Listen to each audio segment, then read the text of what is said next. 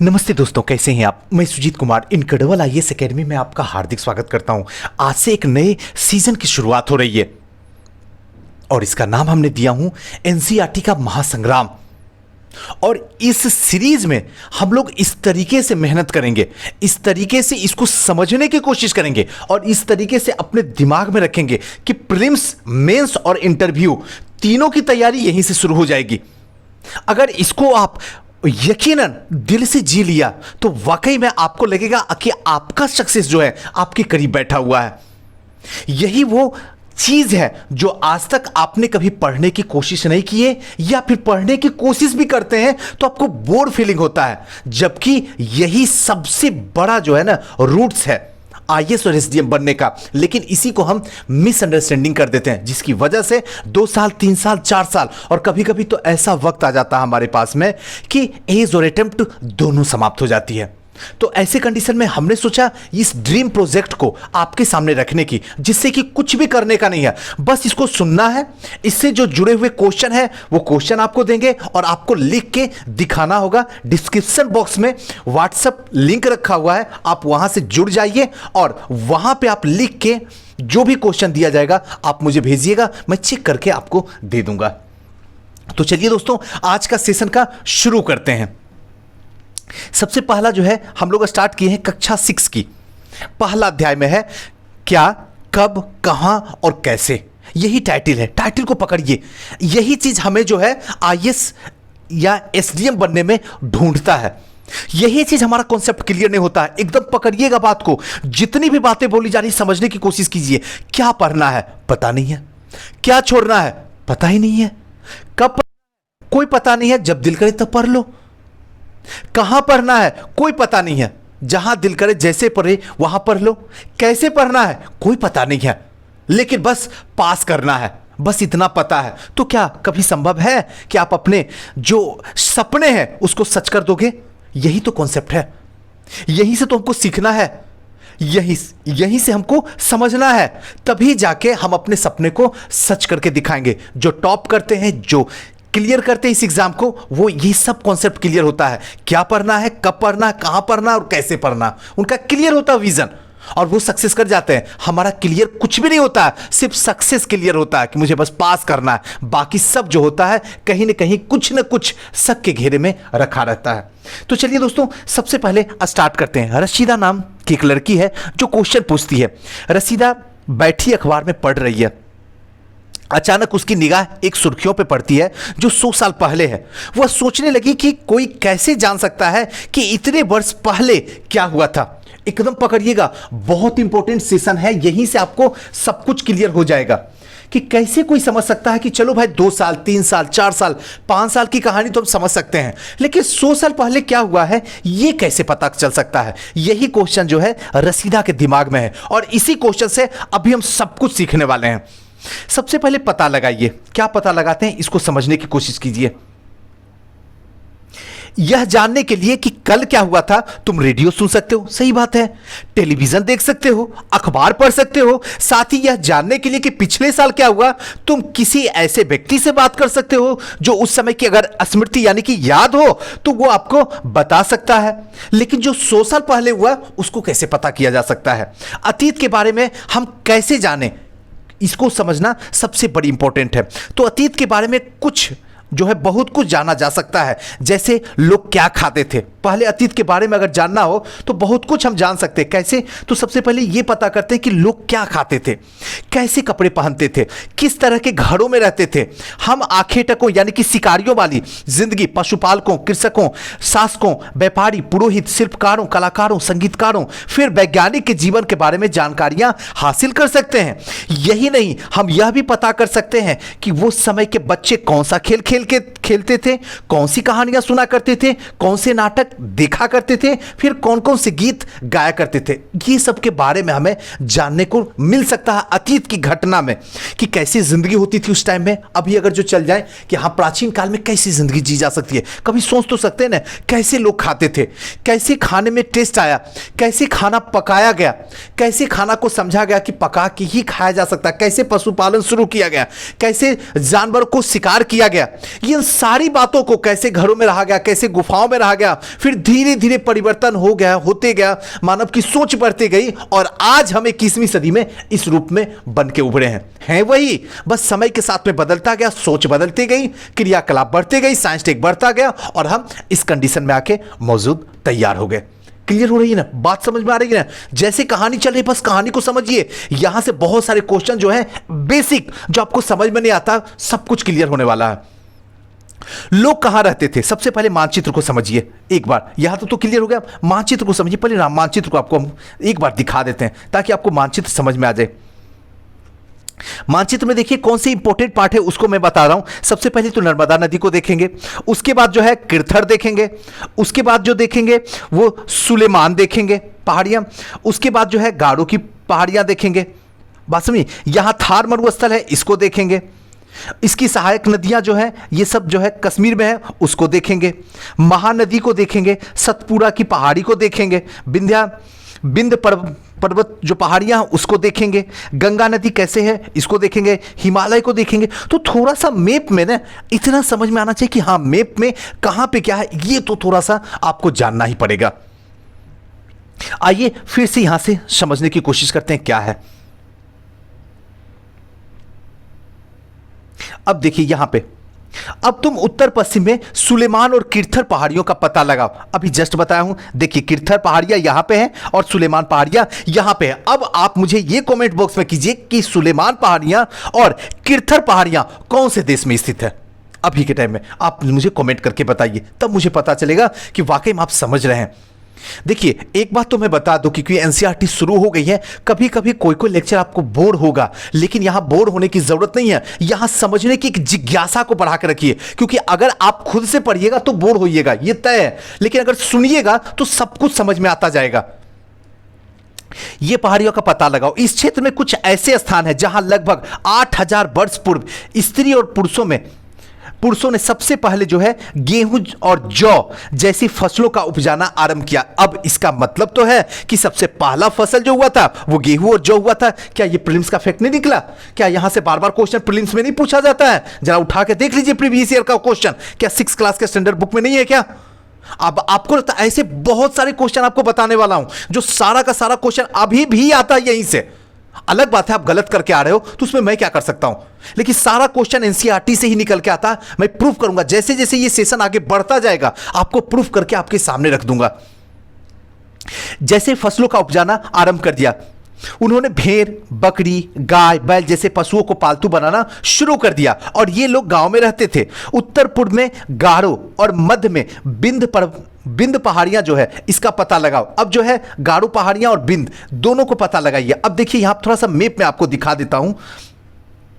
यहां देखिए गारो पहाड़ियां हैं और क्या है, बिंद पहाड़ियां हैं। यहां देखिए इस दोनों क्षेत्र में। अब मुझे बताइए कि बिंद पहाड़ियां कौन से राज्य में है और गारो पहाड़ियां कौन से राज्य में। अब जाके आप मुझे कमेंट बॉक्स में कीजिए और सारे लोग कमेंट कीजिए, क्योंकि यहां अगर ये कमेंट करने की आपके अंदर अगर जिज्ञासा हो जाएगी ना तो धीरे धीरे सीखने की ऑलरेडी अपने ही अंदर से निकलना शुरू हो जाएगा।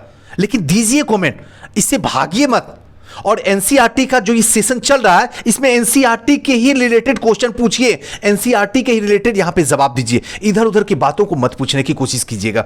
चलिए अब यहां के बाद यहां है गारो और मध्य भारत में बिंद पहाड़ियों का पता लगा लिए। कुछ अन्य ऐसे क्षेत्र है जहां पे कृषि का विकास हुआ, जहां सबसे पहले जो है चावल उपजाया गया। जो सबसे पहला फसल था जो उपजाया गया था वो चावल उपजाया गया था। वे स्थान जो है बिंद के उत्तर में स्थित थे जहां पे चावल का उपजाया गया था। आइए अब यहां से चलते हैं। मानचित्र पर सिंधु तथा इसकी सहायक नदियों को पता लगाने का प्रयास करो। मानचित्र पर सिंधु और इसके सहायक नदियां हैं उसको पता आपको लगाना है। अब यहां पे थोड़ा सा ध्यान रखिएगा, सहायक नदियां, आज भी बहुत ऐसे स्टूडेंट हैं, माफ कीजिएगा हो सकता है हमारी बात कड़वी लगेगी, जिनको सहायक नदियां पता नहीं है। उनका ऑप्शनल ज्योग्राफी है लेकिन उनको सहायक नदियां पता नहीं है। बहुत ऐसे स्टूडेंट हैं जिनका ऑप्शनल हिस्ट्री है, लेकिन अगर उनसे डिफिनेशन पूछ दो कि प्राचीन इतिहास किसे कहते हैं, डिफिनेशन पता नहीं है, नहीं पता, सच्ची बता रहा हूं, ऑप्शनल है उनका हिस्ट्री। तो यही छोटी छोटी बातें अगर आप उसको समेट के रख लीजिएगा, समझ के अपने दिमाग में रख लीजिएगा, तो सिलेक्शन आपका कौन रोक रहा है? आयोग ऐसे इंसान को तो ढूंढ रहा, आप ही की तरह के लोगों को तो ढूंढ रहा, मिले तो सही वैसा इंसान। चलिए अब जो है सहायक नदियां उन्हें कहते हैं जो एक बड़ी नदी में जाके मिल जाती है। मतलब क्या है, एक बड़ी नदी होती है जिसमें छोटी छोटी नदियां आके उसमें मिल जाती है, उसको कहते हैं सहायक नदियां। बात समझ में आ रही है ना? एक बड़ी नदी है, जैसे गंगा एक बड़ी नदी है, उसमें छोटी छोटी नदियां जो है आके मिल जाती है, चाहे वो यमुना हो जाए, सोन हो जाए, पुनपुन हो जाए, बहुत सारी नदियां जो है आके गंगा में मिल जाती है। तो गंगा जो हुई वो सहायक नदियां हुई जिसमें सारी की सारी छोटी छोटी नदियां जो है आके मिल जाती है। क्लियर हो गया? लगभग 4700 वर्ष पूर्व इन्हीं नदियों के किनारे कुछ आरंभिक नगर फले फूले और गंगा में इसकी सहायक नदियों के किनारे जो है समुद्री तट इलाके में नगरों का विकास 2500 वर्ष पूर्व हुआ था। अब देखिए धीरे धीरे 6 क्लास से क्लू समझ में आ रहा है कि जो सहायक नदियां हैं कहां की बात चल रही है। तो ध्यान रखिएगा, सिंधु। अब आप बताइए कि सिंधु नदी कहां पे बहती है। अब वहां जो सहायक नदियां हैं उसको थोड़ा सा मैप में जाके देखिए, ये आपको देखना होगा। एक बार आप मैप को मैं फिर से दिखा दूं।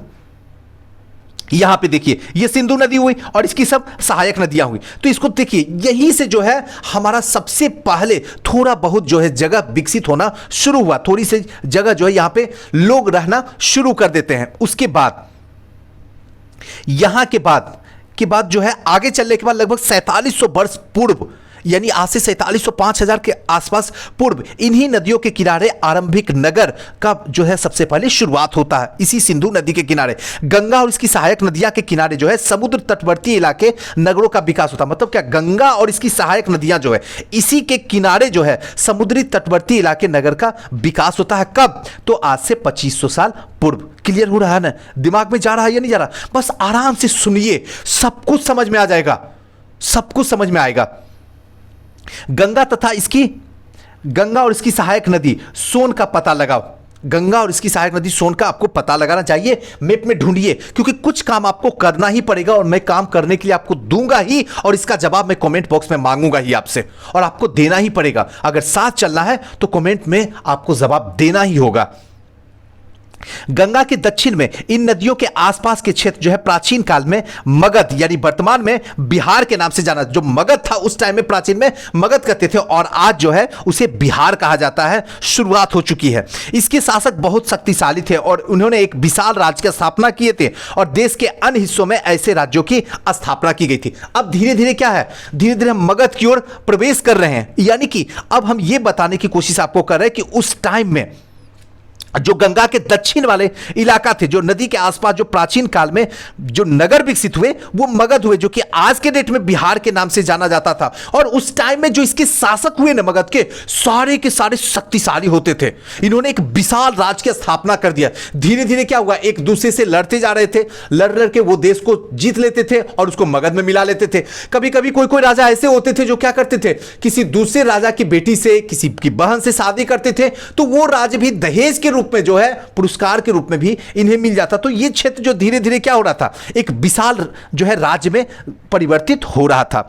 लोगों ने सदैव उपमहाद्वीपीय के एक हिस्से से दूसरे हिस्से की यात्रा की। कभी कभी हिमालय जैसे ऊंचे पर्वत, पहाड़ियों, रेगिस्तान, नदियों, समुद्रों के कारण यात्रा जोखिम भरी होती थी, फिर भी वो यात्रा करके उनके असंभव नहीं था, उनके लिए यह यात्रा किसी भी तरीके का असंभव नहीं था। अतः कभी भी लोग की तलाश में या कभी प्रकृति की आपदाओं के कारण एक स्थान से दूसरे स्थान जाया करते थे।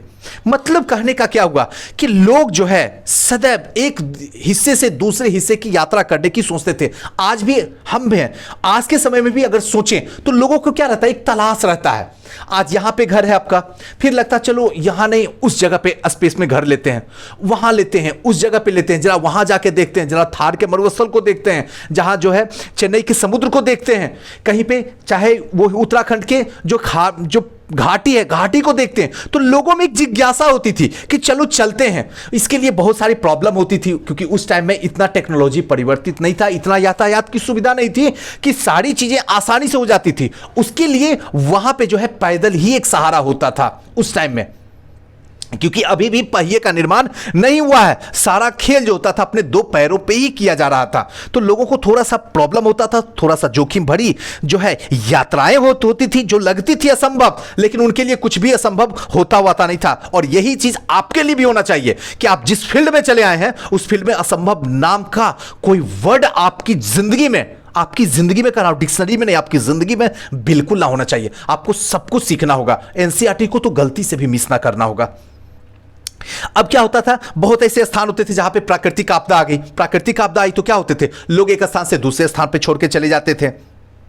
मतलब क्या, स्थान को परिवर्तित करते। कभी कभी सेनाएं दूसरे क्षेत्रों पे विजय हासिल कर ली जाती थी। इसके अतिरिक्त व्यापारी कभी कभी काफिला में, कभी जहाज में, कभी अपने मूल्यवान वस्तु लेकर एक स्थान से दूसरे। कभी कभी क्या होता था, जो एक दूसरे जो सेना होते थे, जो लड़ाइयां होती थी, तो क्या होता था, इसके वजह से भी जो है विस्थापन होना शुरू होता था। एक जगह से दूसरे स्थान पे जाना पड़ जाता था, क्योंकि उस क्षेत्र में जो है दूसरे शासक का जो है वर्चस्व शुरू हो जाता था। और बहुत सारे व्यापारी जो होते थे वो क्या करते थे, काफिला के साथ जहाजों में मूल्यवान वस्तु लेकर एक स्थान से दूसरे स्थान पे जाते थे। उस टाइम में धार्मिक गुरु जो होते थे लोगों को शिक्षा और सलाह दिया करते थे। जो धार्मिक लोग होते थे वो क्या करते थे, लोगों को शिक्षा और सलाह दिया करते थे। एक गांव से दूसरे गांव, एक कस्बे से दूसरे कस्बे जाया करते थे और कुछ लोगों को रोचक स्थानों को खोजने की चाह में उत्सुकता बस यात्रा किया करते थे। और इन सभी यात्राओं में लोग एक दूसरे के विचार को जानने का अवसर मिलता था। मतलब क्या, जो धर्म गुरु होते थे उस जमाने में, प्राचीन काल में, उस टाइम में उनका क्या काम होता था, लोगों को शिक्षा देना। इसी शिक्षा देने के दरमियान क्या होता था, एक जगह से दूसरे जगह, एक गांव से दूसरे गांव, एक शहर से दूसरे शहर, एक देश से दूसरे देश में यात्रा करने की कोशिश करते थे। जिससे क्या होता था, लोगों को जानने को, लोगों को समझने को, लोगों से बात करने को, वहां के सामाजिक सांस्कृतिक जो विचार का आदान प्रदान होता था, उन्हें देखने को, समझने को, सीखने को एक जिज्ञासा अंदर में होती थी। आज भी आप देख लीजिए, जो भी टीचर होते हैं वो क्या करते हैं, यहां थोड़ा सा कनेक्ट कर सकते हैं। आज है ट्यूशन जो है, एक ट्यूशन जो है 2 किलोमीटर पहले जाकर पढ़ाए, वहां से फिर बाइक उठाए, फिर 10 किलोमीटर किसी दूसरे गांव में जाके पढ़ा रहे हैं, फिर वहां पढ़ा रहे हैं। तो इसी तरीके से उस टाइम में धार्मिक गुरु भी हुआ करते थे। आज लोग यात्राएं क्यों करते हैं? अब क्वेश्चन यह है कि आज जो लोग यात्राएं करते हैं क्यों करते हैं? एक बार फिर से मानचित्र एक को देखो। पहाड़ियां, पर्वत, समुद्र, उपमहाद्वीप की प्राकृतिक सीमा का निर्माण करते हैं। जो भी है, चाहे इसमें पहाड़ हो, पर्वत हो, समुद्र हो, उपमहाद्वीप हो, ये सब प्राकृतिक सीमा जो होती है उसका निर्माण करता है। प्रकृति का अपना सीमा होता है, उस सीमा पे वो खड़े होते हैं। हालांकि लोगों ने इन सीमा को पार करना आसान नहीं था। उन्होंने ऐसा चाहा वो वैसा कर सके। मतलब क्या है, ऐसा भी इतना आसान नहीं था कि इस प्रकृति की सीमा को लांघा जाए उस टाइम में। अभी तो कुछ भी संभव है, लेकिन उस टाइम में जिस समय हम पढ़ रहे थे प्राचीन काल में, उस टाइम में इतना संभव नहीं था कि प्रकृति के द्वारा जो बनाया गया, चाहे पहाड़ी हो, पर्वत हो, समुद्र हो, इसको आसानी से लांघा जा सकता है। पर्वतों की ऊंचाई को छू सके और गहरे समुद्र को पार कर सके। महाद्वीपियों के बाहर कुछ लोग यहां आए और यहीं पे बस गए।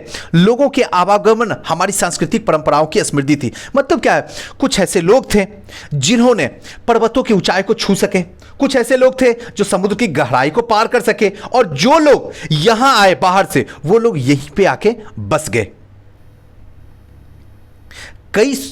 कई सौ वर्षों के लोग जो है पत्थर को तराशने, संगीत रचने और यहां तक कि भोजन बनाने के नए तरीके एक दूसरे से विचार अपनाते रहे। मतलब क्या, जो लोग एक दूसरी जगह से आके यहां पे बसे, उनसे क्या है, संगीत को रचने का काम किया गया, पत्थरों को तराशने का काम किया गया, यहां तक कि भोजन बनाने के नए तरीका भी हमें एक दूसरे से विचार को अपनाने लगे। मतलब क्या है, अगर आप दूसरे देश के कोई लोग यहां पे आते, सपोज कीजिए, समझिए, तो क्या होगा, उनकी जो है सांस्कृतिक पता चलता है, उनका व्यवहार पता चलता है, उनकी भाषाएं पता चलती है, उनकी एक्टिविटी, क्रियाकलाप जो होता है वो पता चलती है, उनका जो है भोजन बनाने का तरीका जो है हमें सीखने का मौका मिलता है। तो उनपे बहुत कुछ सीखा जाता है जो दूसरे, तो वैसे ही जैसे अगर हम किसी दूसरे देश में जाते हैं, दूसरे गांव में जाते हैं, दूसरे शहर में जाते हैं, तो हमें भी सीखने का मौका मिलता है। बहुत इंपॉर्टेंट सेशन है, इसको एकदम ध्यान से सुनिएगा। अब देश का नाम, सबसे पहले अपने देश के लिए हम प्रायः इंडिया तथा भारत जैसे नामों का प्रयोग करते हैं। इंडिया शब्द इंडस से निकला है। अब यही चीज अगर पूछ देगा, आपकी हवा निकाल देगा। चाहे यूपीएस से पूछ दे या पीसीएस में पूछ दे कि इंडिया शब्द किससे निकला है, ऑप्शन में दे दे इंडस, आर्यावर्त, हिंदुस्तान, सिंधु। हो गया। देख लीजिए हालत क्या हो जाती है, कितने लोग का विकेट गिरा देगा। यही चीज तो पूछ रहा है और यही कितनी बार क्वेश्चन पूछा गया है। बताइए क्या कोई मुश्किल है अगर पढ़ा जाए तो। इंडिया शब्द इंडस से निकला है, जिसे संस्कृत में सिंधु कहा जाता है। इसी इंडस को अगर संस्कृत में कहा जाए तो सिंधु कहा जाता है। अपने एटलस में ईरान और यूनान का पता लगाइए। जाइए अब थोड़ा सा एटलस निकालिए, एटलस में ईरान और यूनान दोनों का पता लगाइए। लगभग 2500 वर्ष उत्तर पश्चिम की ओर से आने वाले ईरानी और यूनानी ने सिंधु को हिंदोस और अथवा इंदोस, ध्यान रखिएगा, हिंदोस अथवा इंदोस, इस नदी के पूर्व स्थित भूमि प्रदेश को इंडिया कहा था। किसने? तो ईरानियों और यूनानियों ने ही इंडिया कहा था, जिसको पहले हिंदोस या कहें तो इंदोस कहा जाता था। भारत नाम का प्रयोग उत्तर पश्चिम में रहने वाले लोग के एक समूह ने किया था। जो भारत नाम का प्रयोग जो है उत्तर पश्चिम के लोग रहने वाले करते थे। समूह में उल्लेख संस्कृति का आरंभ, समूह में उल्लेख संस्कृत का आरंभ लगभग 3500 वर्ष पुरानी है। कृति ऋग्वेद में भी इसका मिलता है, इसका जो है कृति ऋग्वेद में भी मिलता है और इसका प्रयोग जो है देश के लिए होने लगा था इंडिया का। तो ध्यान रखिएगा कितना इंपॉर्टेंट है इंडिया जो है। सबसे पहले यहां पे कुछ प्रीलिम्स के पॉइंट जो है निकल के आते हैं कि याद रखिएगा कि इसको जो है अगर अच्छे तरीके से देखा जाए तो इंडिया शब्द जो है इंडस से निकला हुआ है। इंडिया इंडस से निकला हुआ, जिसको संस्कृत में हम सिंधु कहते हैं। और यहीं पे उत्तर पश्चिम में रहने वाले ईरानी और यूनानी ने सिंधु को हिंदोस और इंदोस, एकदम याद रखिएगा पॉइंट पे, हिंदोस और इंदोस, यही इसी नदी के पूर्व में स्थित भूमि प्रदेश को ही जो कहा वो क्या कहा? इंडिया कहा। भारत नाम का प्रयोग उत्तर पश्चिम में जो लोग रहते थे उन्होंने इसका उपयोग किया और इसकी कृति जो है वो किसमें मिलती है? तो ऋग्वेद में मिलती है। यही क्वेश्चन तो पूछता है, जाके उठा के देख लीजिए प्रीवियस ईयर का क्वेश्चन। अगर मेरे ऊपर बिलीव नहीं है तो इतना तो आप कर ही सकते हैं ना, उठा के देखिए कि ऋग्वेद में मिलता है कि नहीं और कितना बार क्वेश्चन पूछा है कि नहीं और कितना बार आप गलत भी किए हैं। अगर ऐसे करके समझिएगा ना, जिंदगी में कभी गलत नहीं होगा, कभी भी नहीं गलत होगा। और सामने वाले को समझाइएगा ना तो उसको लगेगा ना कि हां बंदे में दम है। अतीत के बारे में कैसे जाने? अब जो है अतीत है उसको कैसे जाने, थोड़ा सा इसको समझ लेते हैं एक बार, उसके बाद ये वाली पोर्शन को। तारपत्रों में बनी पांडुलिपि एक जो है पृष्ठ है। यहां पे क्या है, एक पांडुलिपि लगभग 1000 वर्ष पहले लिखी गई थी। पांडुलिपि जो हाथों से लिखी जाती है पांडुलिपि कहते हैं, 1000 वर्ष पहले लिखी गई थी। किताब बनाने के लिए तार के पत्ते को काटकर उनके अलग अलग हिस्से को एक साथ बांधकर भुर्ज पेड़ की छाल से बनी ऐसे ही पांडुलिपि को तुम यहां पे देख सकते हो। ये मैप जो है, अब देखिए यहां से कैसे क्वेश्चन निकलेगा वो मैं आपको बताऊंगा। पहले आप एक बार समझ लीजिए, अतीत की जानकारी हम कई तरह से तरीके से प्राप्त कर सकते हैं। इनमें एक तरीका तो यह है कि पुस्तक को ढूंढना और पढ़ना। वो पुरानी पुस्तक जिसमें अतीत के बारे में जानकारी है उसको ढूंढ लीजिए और पढ़ लीजिए, अतीत के बारे में जान जाइए। यह पुस्तक हाथ से लिखी होने के कारण इसे पांडुलिपि कहते हैं। अब देखिए बहुत ऐसे स्टूडेंट हैं जिनसे आप पांडुलिपि पूछ के देख लीजिए, यकीन नहीं है मेरे ऊपर तो पूछ के देखिए, अपने रूम पार्टनर से पूछिए कि पांडुलिपि क्या कहते हैं। नहीं पता है, नहीं पता है भाई, नहीं पता है। तो पांडुलिपि का मतलब क्या होता है? वैसी पुस्तकें जो हाथ से लिखी जाती है, अभी तो प्रिंटेड होती है ना, हाथ से लिखी जाती है, उसको पांडुलिपि कहा जाता है। अंग्रेजी में पांडुलिपि के लिए प्रयुक्त होने वाला मेन्यूस्क्रिप्ट, ध्यान रखिएगा, अंग्रेजी में पांडुलिपि के लिए मेन्यूस्क्रिप्ट शब्द और लैटिन शब्द जो है मेन्यू, ध्यान रखिएगा, मेन्यू जिसका अर्थ होता है हाथ से निकलना, हाथ से निकला। तो ध्यान रखना यही चीज है मेन्यू। अब ये पांडुलिपि प्रायः तारपत्र अथवा हिमालय क्षेत्र में उगने वाले भुर्ज नामक पेड़ की छाल के विशेष तरीके से तैयार भोजपत्र पर लिखी जाती है। अब यहीं से क्वेश्चन पूछ देगा कि जो तारपत्र पांडुलिपि पे तारपत्र पे लिखी जाती थी उस पेड़ का नाम क्या था? अब दे देगा, भुर्ज दे देगा, सागवान दे देगा या फिर तारपत्र दे देगा, जो भी दे देगा ऑप्शन। अगर पता है तब तो बताइएगा, नहीं पता तो गया। या फिर भुर्ज नामक पेड़ हिंदुस्तान के कौन से क्षेत्र में पाया जाता है, पूछ देगा, हो गया क्वेश्चन। उसको तो फंसाना है, उसको तो छटनी करना है, उसको सेलेक्ट थोड़ी करना। जिसको सेलेक्ट करना वो कर लेगा सेलेक्ट, लाखों में बैठे हुए हैं, हजारों में तो सेलेक्ट करना है, आसानी से हो जाएगा, उसको मिल जाएगा जितना चाहिए। तो ऐसे कंडीशन में आपको पता होना चाहिए कि हिमालय क्षेत्र में ये पाया जाता है। बताइए 6 क्लास का स्टैंडर्ड का है और 6 क्लास के स्टैंडर्ड से आपका पीसीएस में और आईएएस में क्वेश्चन पूछा गया है और आप कहते हैं कि 6 क्लास के स्टैंडर्ड है, कौन ये पढ़ता है? देख लीजिए, अगर बिलीव नहीं है तो अब आपको क्वेश्चन बैंक तो लेके आपको बैठना होगा ना, तभी आपको पता चलेगा ना। चलिए, यही है पांडुलिपि। अब ये तो मैं पढ़ नहीं सकता हूं, लेकिन ये पांडुलिपि है जो कि हाथों के द्वारा जो है ताम्रपत्र पर लिखा जाता था, तार के पत्तों पे लिखा जाता था। ध्यान रखिएगा। जिस या कहे तो भुर्ज पेड़ की छाल होती थी, जो भुर्ज होता था वो पेड़ की छाल में, और ये भुर्ज जो होती थी वो हिमालय क्षेत्र में पाई जाती, उसी के छाल पे इतना चौड़ा होता था कि आसानी से उस पे लिखा जा सकता था एक दूसरे पत्ते को जोड़ के। इतने वर्षों में इनमें से कई पांडुलिपियों में कीड़े ने खा लिया। बहुत समय हो जाने के बाद तो अब तो ऑब्वियसली कीड़े तो खा ही जाएंगे, तथा कुछ नष्ट कर दी गई, कुछ को तो कीड़े ने खा लिया और कुछ को नष्ट कर दिया। फिर भी ऐसी कई पांडुलिपियां आज भी उपलब्ध है, जो प्रायः ये पांडुलिपियां मंदिर बिहारों में प्राप्त होती है। इन पुस्तकों में धार्मिक मान्यता के व्यवहारों, राजाओं के जीवन, औषधि तथा विज्ञान आदि सभी प्रकार के विषयों की चर्चा मिलती है। और इसके अतिरिक्त हमारे यहाँ महाकाव्य, कविता, नाटक भी है। इनमें कई संस्कृत के लिखे हुए मिलते हैं, जबकि अन्य जो है प्राकृतिक और तमिल में है। प्राकृतिक भाषा का प्रयोग आम लोग करते थे। प्राकृतिक भाषा का प्रयोग जो है कौन करते थे? आम लोग करते थे। अब देखिए यहां पे थोड़ा सा समझा दूं।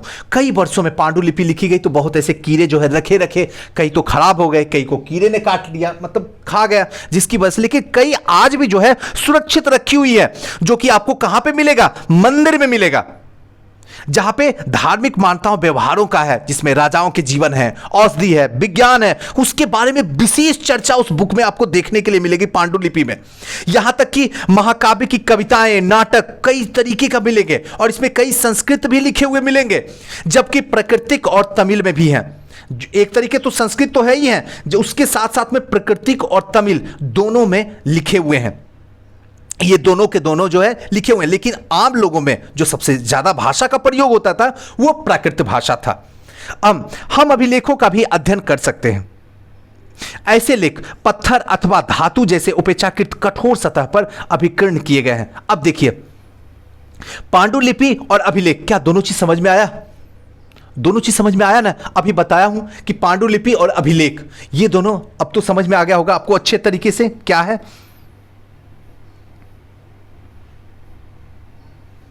चलिए अब जो हम लोग चर्चा करेंगे वो अभिलेख की करेंगे। बहुत सारा अभिलेख को हम याद कर लेते हैं, लुसेंट से रट लेते हैं, या यहां वहां जहां से भी होता हम समझ लेते हैं, लेकिन क्या इसकी गहराई को पकड़ पाए आज तक? क्योंकि हमें क्या प्रीलिम्स से हो जाएगा काम? क्या प्रीलिम्स से पास करने के बाद हमें वाहवाही मिल जाएगी? क्या प्रीलिम्स पास करने के बाद हमें जॉब मिल जाएगी? नहीं मिलेगी। आपको गहराई में उतरना ही होगा। एन केन प्रकार हैं, जब तक आप गहराई में नहीं उतरिएगा तब तक कोई फायदा नहीं है तैयारी करने से। सबके इसी पे धरा रह जाएगा। आपको गहराई में उतरना ही होगा। तो चलिए आज जानते हैं क्या है अभिलेख। समझिए, जैसे जैसे ये सेशन आगे बढ़ता जाएगा सब कुछ डीपली होना शुरू हो जाएगा। हम अभिलेखों का अध्ययन कर सकते हैं। ऐसे लेख जो पत्थर अथवा कहें तो धातु जैसे उपेक्षाकृत कठोर स्तर पर उत्कीर्ण किए गए मिलते हैं। कभी कभी शासक अथवा अन्य लोगों के आदेशों पर इस तरह के उत्कीर्ण करवाते थे, ताकि लोग उन्हें देख सके, पढ़ सके और उनका पालन कर सके। कुछ अन्य प्रकार के अभिलेख भी मिलते हैं, जिनमें राजाओं और रानियों सहित अन्य स्त्री पुरुष भी अपने कार्यों का विवरण उत्कीर्ण करवाए हैं। उदाहरण के लिए अगर देखा जाए तो शासक लड़ाइयों में अर्जित विजयों का लेखा जोखा करते थे। कहने का मतलब क्या है, थोड़ा सा अभी से चर्चा कर देते हैं, उसके बाद इसको समझाते हैं। अभी थोड़ा तुलना करते हैं, तब आपके दिमाग में लाइफ टाइम के लिए स्टोर हो जाएगा। अभी भी देखिए, जितने भी नेता देखिए, ताकि यहां समझ में आ जाएगा। कहीं भी सड़क बना, कहीं पे ब्रिज बना, कहीं पे रोड बनी, गली बनी, या कहीं पे नालियां बनी, तो जो बनती है नालियां उसके बाद क्या किया जाता है? वहीं पे जो है एक पत्थर पे लिख दिया जाता है उन नेताओं का नाम, जो भी हैं, जैसे भी छोड़िए उन नेताओं की बात की, लेकिन उनका नाम वहां पे लिख दिया जाता है। तो वैसे ही उस टाइम में क्या होता था, अभिलेखों में जो भी ऑर्डर होते थे, जो भी आदेश होते थे, जो भी ये अचीव करते थे अपनी सक्सेस को, उसको सबके सब जो है या तो पत्थर कहिए या धातु कहिए, इसी चीजों पे उकेरा जाता था, लिख दिया जाता था। कभी कभी तो क्या होता था, स्त्री पुरुष अपने कार्यों का विवरण लिख दिए जाते थे, कोई भी स्त्री पुरुष लिख दिए जाते थे। तथा कभी कभी तो उदाहरण के लिए क्या होता था, कई शासक जो है जो लड़ाई करते थे, तो वो जो विजय होते थे उस विजय को वहां पे लिख दिया जाता था, ताकि पूरा उस टाइम में जो भी लोग हों उस शहर में, उस गांव में, उस बस्ती में, वो समझ सके कि अच्छा ये राजा ने ये विजय हासिल किया। तो जैसे जैसे जनरेशन बदलता जाए, लोग पढ़ते जाए, उसके बाद धीरे धीरे जब वो वो युग जो है विनाश हो जाता है, उसके बाद जब हम इतिहास के रूप में उसको निकालते हैं तो वही चीज जो है हमें अभिलेखों के रूप में प्राप्त होता है। उसी को हम अभिलेख कहते हैं, जो अक्सर लिखा किस पे जाता है, तो ध्यान रखिएगा कठोर जगह पे, या तो पत्थर कहिए या धातु कहिए। और वही पांडुलिपि रहेगा तो वो किस पे लिखा जाएगा, तार के पत्तों पे लिखा जाएगा। क्लियर हो रहा है ना? चलिए थोड़ा सा इस वाले को पढ़ लेते हैं तब आगे चलते हैं। ये क्या कहता है, लगभग 2250 यानी कि 2250 वर्ष पुराना यह अभिलेख वर्तमान में जो है अफगानिस्तान के कंधार से प्राप्त हुआ। जो ये अभिलेख देख रहे हैं ये कहां से हुआ है, अफगानिस्तान के कंधार से प्राप्त हुआ। और यह अभिलेख जो है अशोक नामक शासक के आदेश पर उत्कीर्ण करवाया गया था। और यह शासक के समय में तुम अध्याय 8, मतलब जब हम अध्याय 8 पढ़ेंगे तो वहां पे डिटेल से इसकी चर्चा करेंगे। बस अभी आप जान जाइए कि ये जो है अभिलेख है और ये कहां से प्राप्त हुआ है, तो अफगानिस्तान के कंधार से प्राप्त हुआ है, जो अशोक नामक शासक के आदेश से इस पे उत्कीर्ण करवाया गया था। जब हम कुछ लिखते हैं तब हम किसी लिपि का प्रयोग करते हैं। लिपियां अक्षरों अथवा संकेतकों के बने होते हैं। और जब कुछ हम बोलते हैं अथवा पढ़ते हैं तब हम भाषा का प्रयोग करते हैं। और इस अभिलेख के इस क्षेत्र में प्रयुक्त होने वाली यूनानी तथा अरमकाई नामक दो विभिन्न लिपियों तथा भाषाएं हैं। अब देखिए यहां की भाषा क्या है। अब एक चीज को यहां थोड़ा सा यहां के वर्तमान में जोड़ के उसके बाद प्राचीन में चलेंगे ना, तब मजा आएगा आपको पढ़ने में। अभी जो हम भाषा बोलते हैं क्या बोलते हैं, या तो बोलते हैं हिंदी या तो बोलते हैं इंग्लिश, ये दो भाषा हुई। लेकिन अगर मैं आपसे पूछूं कि कौन सी लिपि बोलते हैं, ये भाषा जो बोलते हैं बोलने में प्रयोग होता है लेकिन लिखने में अलग होती है, लिपि प्रयोग होता है। और इस टाइम में अभी कौन सी लिपि हो रही चल रही है, तो अभी अगर देखा जाए तो देवनागरी लिपि है। क्लियर हो रहा है ना, समझ में आ रहा है ना, भाषा और लिपि में दोनों में अंतर समझ में आ रहा है। एक को बोलते हैं उसे भाषा और जिसको लिखते हैं उसको लिपि। ये अच्छे को अभी तक पता नहीं है, तैयारी कर दी है, 2 साल गुजर गया है, लेकिन अगर उनसे पूछिए कि भाषा और लिपि में क्या अंतर है, नहीं बता पाएंगे। यही है एनसीईआरटी का कमाल। मैं कोई ताने नहीं दे रहा हूं या आपको मैं छोटा नहीं समझ रहा हूं, मैं ये कहने की कोशिश कर रहा हूं कि ये छोटी छोटी चीजों से ही एक दिन बड़ी सक्सेस निकलेगी बनके, क्योंकि आपको मेंस देना ही होगा। चलिए आते हैं यहां के बाद आगे। कुछ अन्य प्रकार के अभिलेख भी मिलते हैं जिनमें राजा रानियों के सहित अन्य स्त्री पुरुषों के भी कार्य का विवरण मिलता है, उत्कीर्ण करवाया गया। उदाहरण के लिए शासक की लड़ाई अर्जित, ये सब तो बताइए। क्या तुम बता सकते हो कि कठोर सतह पर लेख लिखवाने का क्या लाभ था, ऐसा करवाने में क्या क्या कठिनाइयां आती थी। हां, अब क्वेश्चन उठता कि उस टाइम में जो अभिलेख लिखा जाता था, चाहे पत्थरों पे रहे या फिर कोई धातु पे रहे, कोई भी धातु हो सकता है, तो ये कठोर होते थे। ताम्रपत्र तो समझ में आ गया, तार के पत्तों में, सॉरी ताम्र नहीं, तार के पत्तों में तो समझ में आ गया कि आसानी से लिख देते थे, लेकिन पत्थरों में उकेरा जाना, आप तो समझ सकते हो कितनी बड़ी चैलेंज थी उस टाइम में। अब तो डेवलप हो गया है, 21वीं सदी में तो सब कुछ सुविधा है, लेकिन उस टाइम प्राचीन समय में एक बहुत बड़ी चैलेंज माना जाता था। क्या इसमें कोई कठिनाइयां नहीं आती थी? इसके अतिरिक्त अन्य कई वस्तु अतीत में बनी और उसका प्रयोग में लाई जाती थी। ऐसी वस्तुओं का अध्ययन करने वाले व्यक्ति जो होते थे वो क्या होते थे, पुरातत्वविद कहलाते थे। पुरातत्वविद पत्थर और ईंटों से बनी इमारतों के अवशेष, चित्रों और मूर्तियों के अध्ययन करते थे। और वे औजार, हथियारों, बर्तनों और आभूषण जो होते थे, आभूषण तथा सिक्का से प्राप्त कुछ छानबीन और खुदाई भी करते थे, जिनमें कुछ वस्तुएं पत्थर, पक्की मिट्टी तथा कुछ धातु की बनी हो सकती थी। ऐसे तत्व को कठोर और जल्द नष्ट हो जाने वाले होते थे। मतलब क्या है, पुरातत्वविद क्या करते थे, इनका काम क्या होता था, किसको कहते हैं पुरातत्वविद? तो ऐसे वस्तुओं का अध्ययन करने वाले व्यक्ति को पुरातत्व कहते थे। ठीक है ना, जो क्या है, वो पुराने टाइम में कैसे ईंट बने होते थे, कैसी इमारत बनी होती थी, कैसे मूर्तियां बनी होती थी, कैसे औजार बने होते थे, कैसे हथियार होते थे, कैसे बर्तन होते थे, कैसे आभूषण होते थे, आज से हजारों साल पहले उसका जो अध्ययन करते थे और अध्ययन करके हमें इतिहास में लिख के बताते थे, उसे ही हम कहते थे क्या, तो पुरातत्वविद।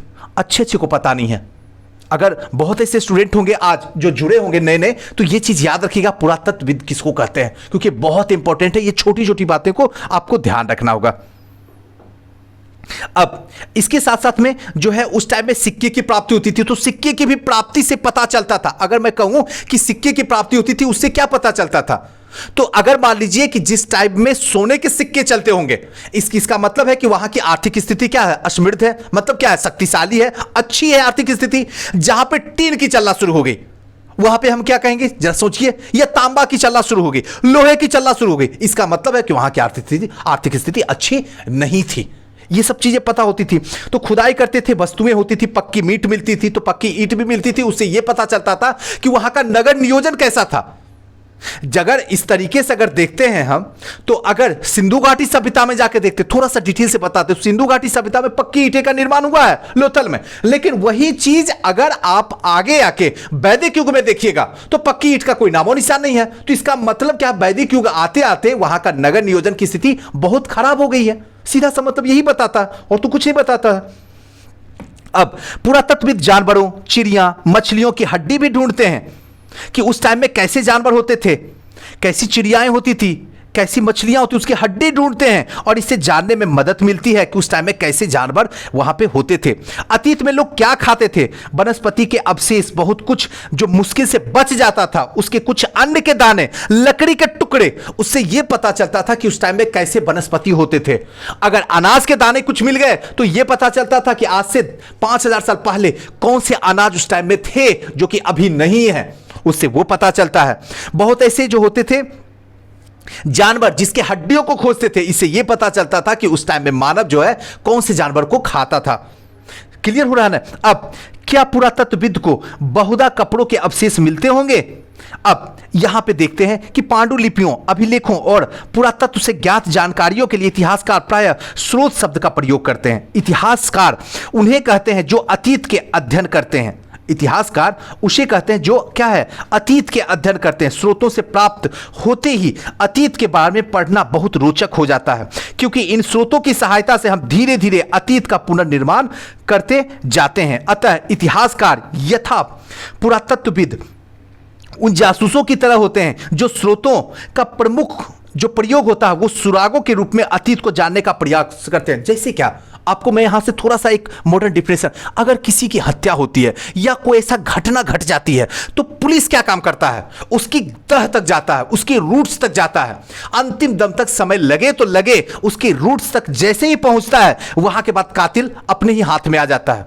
पुरातत्वविद भी यही काम करता है। कोई भी चीज का पार्ट्स जहां हाथ लगा उसके अंदर तक पहुंच के उसके इतिहास की पूरी ए टू जेड जानकारी बता देता है कि यह कौन से काल में था, इसका क्या उपयोग होते थे, इसका प्रयोग किस तरीके से लोग करते थे और क्या अभी यह है या समाप्त हो चुका है। उनकी सारी चीजों के बारे में डिटेल से जानते थे। चलिए, अतीत एक या अनेक, क्या तुमने पुस्तक के शीर्षक में हमारे अतीत पर ध्यान दिया। यहां अतीत शब्द का प्रयोग जो है बहुवचन के रूप में किया गया है। ऐसा इस तथ्य में की ओर ध्यान दिलाने के लिए किया गया है कि अलग अलग समूह जो हैं, जो लोग हैं, वो अतीत में अलग अलग मायने थे। उदाहरण के लिए पशुपालक अथवा कृषकों के जीवन राजाओं और रानियों के जीवन से, व्यापारियों के जीवन शिल्पकारों के जीवन से बहुत भिन्न था। देखिए, यहां पे एक चीज मैं बता दूं कि आपको मैंने बताया था कि जो है पीछे जो अभ्यास प्रश्न दिया हुआ है उसको मैं दिखा दूंगा। तो इसमें प्रश्न जो दिया हुआ है ना, वो कोई मतलब उतना भी नहीं है कि आपको दिखाने की जरूरत है। बड़ा इजी, 6th स्टैंडर्ड का है, ये आप खुद ही समझ जाइएगा। लेकिन हाँ, जैसे जैसे आगे बढ़ेंगे तो सबसे पहले स्टार्ट करने से पहले क्वेश्चन ही आपको दिखाएंगे, उसके बाद ही आगे चलेंगे। लेकिन यहां दिखाने की जरूरत नहीं लगा, इसलिए हमने नहीं दिखाया। तो ऐसा मत समझिएगा कि हम क्वेश्चन नहीं दिखाए। हमने जितना प्रॉमिस किया हम सारी चीजें करेंगे, उससे पीछे हम हटने वाले नहीं हैं। आप हट सकते हैं, मैं नहीं हट सकता हूं। अब क्या है, इसको जो है अतीत को बहुवचन में लिया। अतीत को बहुवचन में लेने का मतलब क्या था, मकसद क्या, यही पूछ रहा, क्योंकि वहां के टाइम में जो है सारे लोग अलग अलग समूह में थे और सबका जो मायने था अलग अलग मायने था। उदाहरण के लिए अगर लिया जाए तो पशुपालक या कहिए तो कृषक का जीवन जो है राजा रानियों के जीवन से अलग था। व्यापारियों का जीवन शिल्पकारों के जीवन से बहुत भिन्न था। जैसा कि आज भी हम देखते हैं, उस समय देश के अलग अलग हिस्सों में लोग अलग अलग व्यवहार और रीति रिवाज का पालन करते थे। ध्यान रखिएगा, उस टाइम में जो लोग होते थे अलग अलग व्यवहार, अलग अलग रीति रिवाज का पालन करते थे। उदाहरण के लिए आज अंडमान निकोबार में अधिकांश लोग अपना भोजन मछलियां पकड़कर शिकार करके फल फूल संग्रह करके प्राप्त करते हैं। और इसके विपरीत शहर में रहने वाले लोग खाद्य आपूर्ति के लिए अन्य व्यक्तियों पर निर्भर रहते। इस तरह भेद अतीत में विद्यमान होता। मतलब क्या है कि अगर देखा जाए तो, अगर प्राचीन काल में भी देखा जाए तो उस टाइम में लोग जो होते थे वो क्या होते थे, लोगों का जो है अलग अलग व्यवहार होता था। और आज भी लोगों का अलग अलग व्यवहार है। लोगों का रहन सहन अलग था, रीति रिवाज अलग था, भाषाएं अलग थी। आज भी अपने हिंदुस्तान में यही है। बस आप जगह बदलिए, आपको लोग के नज़ारे बदलना शुरू हो जाएंगे। उस टाइम में वही है। उसके बाद यहां एक एग्जाम्पल दिया है कि अगर देखें अंडमान निकोबार में, तो लोग वहां जो है भोजन के लिए मछलियों पे डिपेंडेंट होते थे। मतलब क्या, मछलियों पे निर्भर होते थे, शिकार करते थे, फल फूल को इकट्ठा करके खाते थे। वहीं इसके उल्टा जो शहरों में होते थे वो लोगों के ऊपर डिपेंडेंट होते थे, वहीं से उनके खाने का जो है पूरी सुविधा मिलती थी। इसके अतिरिक्त एक अन्य भेद है, उस समय शासक अपनी विजय का लेखा जोखा रखते थे। उस समय में जो भी शासक होते थे वो अपने सक्सेस का, अपने विजय का जो है लेखा जोखा रखते थे। यही कारण हम उन शासकों द्वारा लड़ी जाने वाली लड़ाइयों के बारे में काफी कुछ जानते हैं। जबकि शिकारी, मछुआरा, संग्राहक, कृषक, पशुपालक जैसे आम आदमी जो है प्रायः अपने कार्यों का लेखा जोखा नहीं रखते थे। पुरातत्व की सहायता से हमें अपने जीवन को जानने में मदद मिलती है। हालांकि अभी भी इनके बारे में बहुत कुछ जानना शेष है। अब देखिए यहां पे एक क्वेश्चन भी है, पीछे जब अभ्यास प्रश्न जाएंगे तो यहीं से क्वेश्चन निकला है।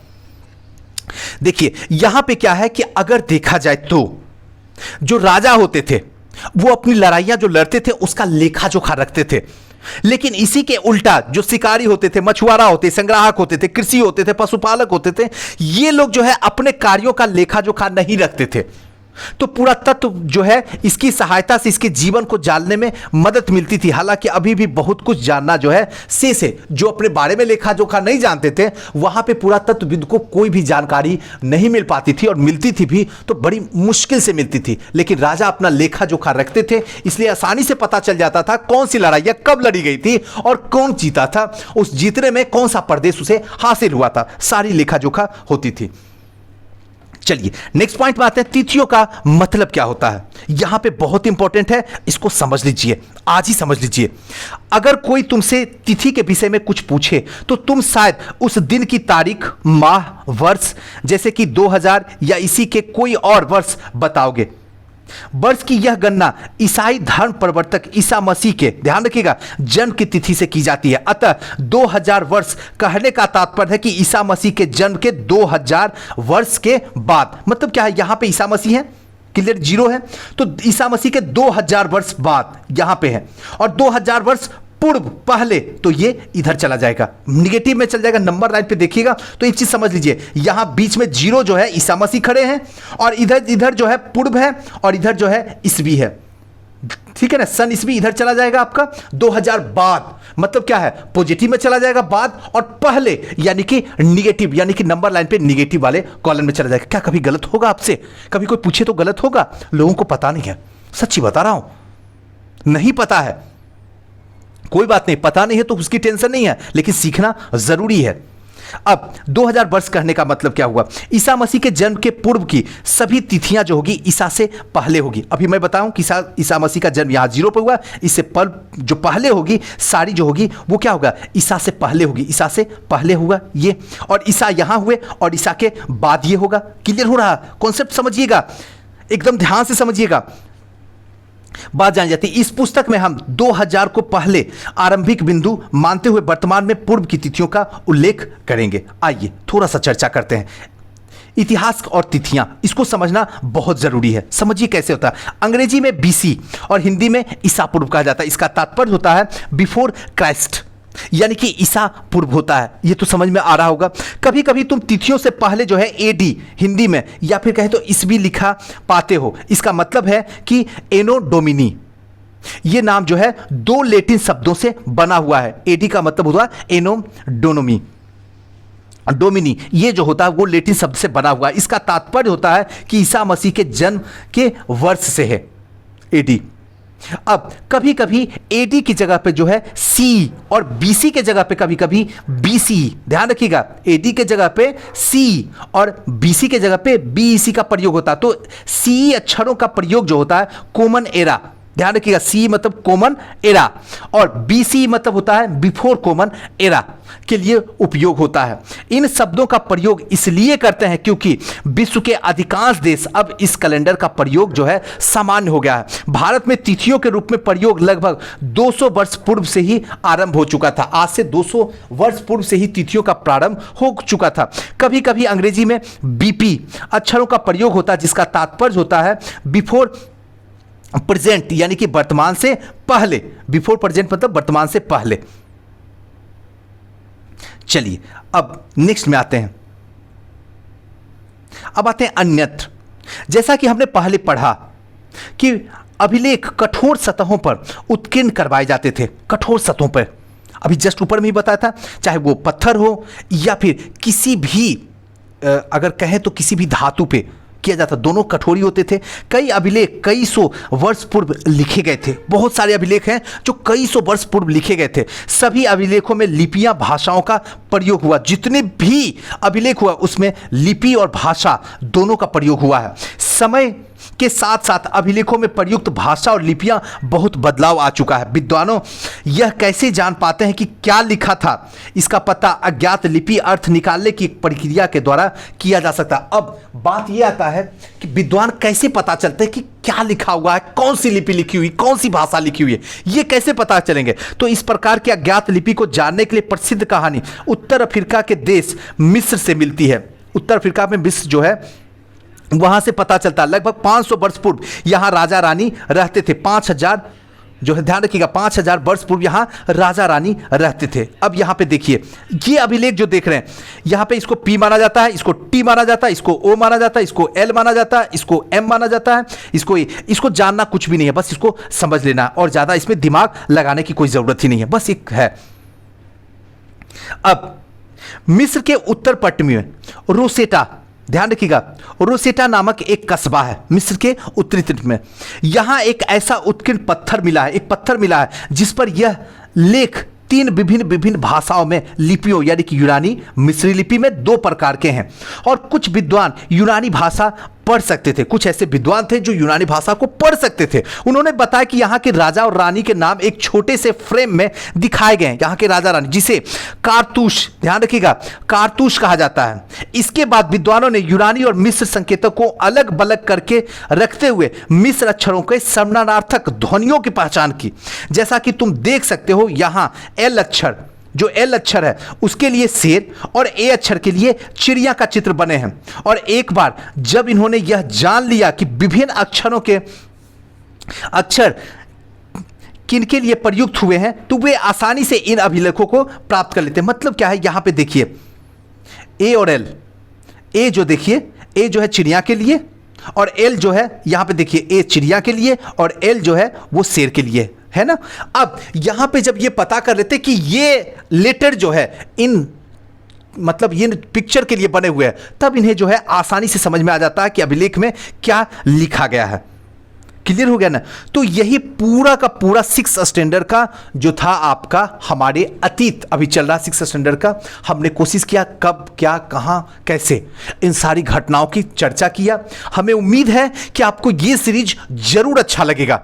आप जुड़िए, जितना ज़्यादा से ज़्यादा हो सके जुड़िए और लोगों को भी जोड़ने की कोशिश ज़रूर कीजिए। ये जो है क्वेश्चन है, अब मैं चाहूँगा कि इस क्वेश्चन का आंसर जो है आप हमें जो है अपने पेपर पे लिख के और हमें जो है हमारे जो ऑलरेडी हमने बना चुका व्हाट्सएप ग्रुप एनसीईआरटी का, प्लीज़ उस एनसीईआरटी में जुड़ जाइए, क्योंकि जो इसका लिंक है डिस्क्रिप्शन बॉक्स में दिया हुआ है, वहां से आप डायरेक्ट ज्वाइन कर सकते हैं। ज्वाइन कर लीजिए और जाके मुझे दिखाइए। और एक क्वेश्चन जो है मेंस के लिए यहां पे है, वो क्वेश्चन आप पहले लिख लीजिए। क्वेश्चन क्या है, पांडुलिपि और, ध्यान रखिएगा, पांडुलिपि और अभिलेख में क्या अंतर है? पांडुलिपि और अभिलेख में क्या अंतर है, दोनों की चर्चा कीजिए। 100 शब्दों में उत्तर लिखिए। ध्यान रखिएगा, पांडुलिपि और अभिलेख में क्या अंतर है, दोनों की चर्चा करना है और 100 शब्दों में लिखना है। तो दोस्तों आज का जो सेशन था यहीं तक था। हमें उम्मीद है कि आपको ज़रूर अच्छा लगेगा ये सेशन। अगर अच्छा लगे तो कमेंट कीजिए। और हाँ, और आपसे हार्टली रिक्वेस्ट है, दिल से रिक्वेस्ट है, हाथ जोड़ के रिक्वेस्ट है, प्लीज़ इस वीडियो को ज़्यादा से ज़्यादा शेयर कीजिए, क्योंकि सबके पास में पैसा इतना नहीं है कि वो बड़े शहरों में जाके पढ़ सके, लेकिन आपके बदौलत शायद उसके सपने पूरे हो सकते हैं, क्योंकि यहाँ पैसा लगता नहीं है। और हो सकता है कि बहुत ऐसे स्टूडेंट हैं जिनको एनसीईआरटी पढ़ने की भूख तो होगी, लेकिन उन्हें कोई पढ़ाने वाला नहीं है, तो शायद आपके बदौलत उन्हें वो चीज़ मिल सके। थैंक यू, नमस्कार।